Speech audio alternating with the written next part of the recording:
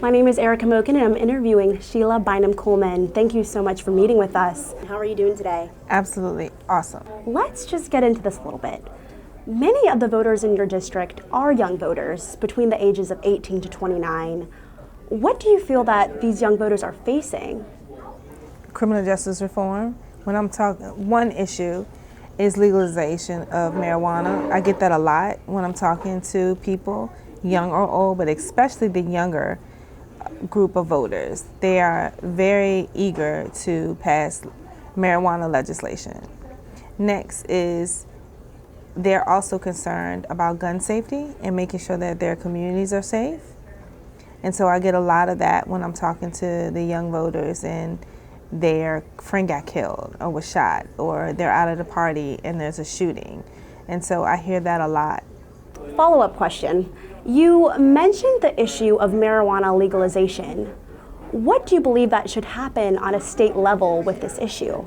Virginia can legalize the adult regulated use of marijuana and decriminalize it and allow people who have been in prison and convicted of our bad marijuana laws that they can be released from prison and their records can be expunged. So we can start there.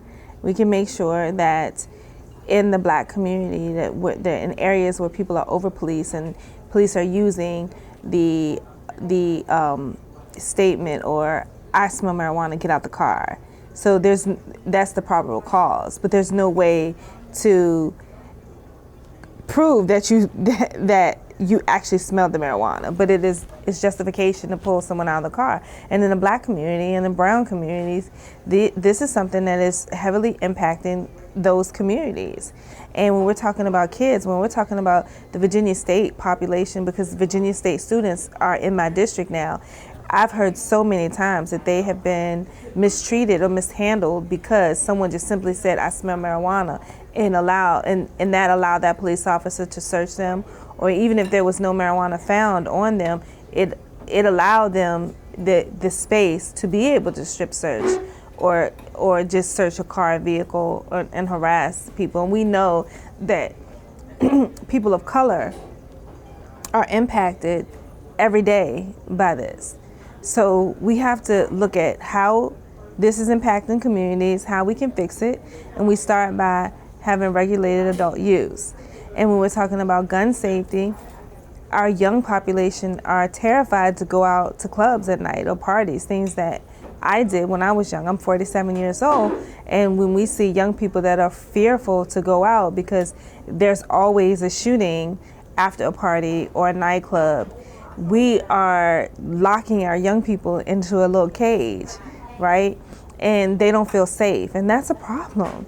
And what we can do is we can start by saving lives by having universal background checks.